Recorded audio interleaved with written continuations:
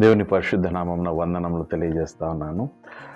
ఈరోజు ఒక బ్రదర్ నాకు కాల్ చేసి అడుగుతా ఉన్నాడు, why should you read Bible prophecy అన్నప్పుడు, సరే ఒక చిన్న వీడియో చేద్దాం దాని మీద అనేసి ఈ వీడియో చేస్తా ఉన్నాను. Why should we read Bible prophecy అని అంటే, ఫస్ట్ రీజన్, సింపుల్ రీజన్ ఏంటిదని అంటే, we are commanded to read it.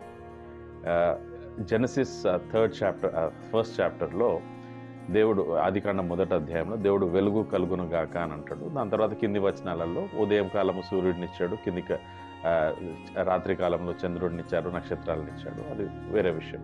ఒక చిన్న మాట ఆయన నోటి నుంచి వస్తుంది, వెలుగు కలుగును గాక అని అంటే, కొన్ని వేల సంవత్సరాల నుంచి సూర్యుడు వెలుగునిస్తూనే ఉన్నాడు. ఒక చిన్న వాక్యం, వెలుగు కలుగును గాక, 3 words, దానికే ఇంత ప్రాముఖ్యత ఉంటే, బైబిల్లో 27% of the Bible consists of prophecy.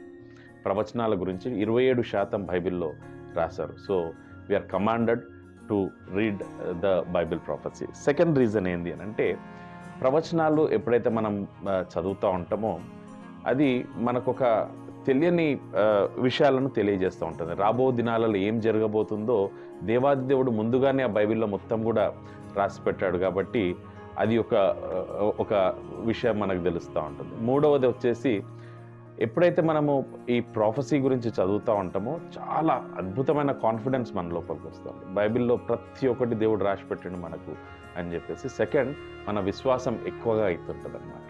వాక్యం చదవడంలో ఉన్న, దాని తర్వాత ఒక మంచి క్రైస్తవ జీవితం జీవించడానికి మంచి అంటే ఆ స్ట్రెంగ్తన్ అవుతూ ఉంటుంది. ఆ యొక్క విశ్వాసం అనేది, ఆ ఫెయిత్ స్ట్రెంగ్తన్ అవుతూ ఉంటుంది.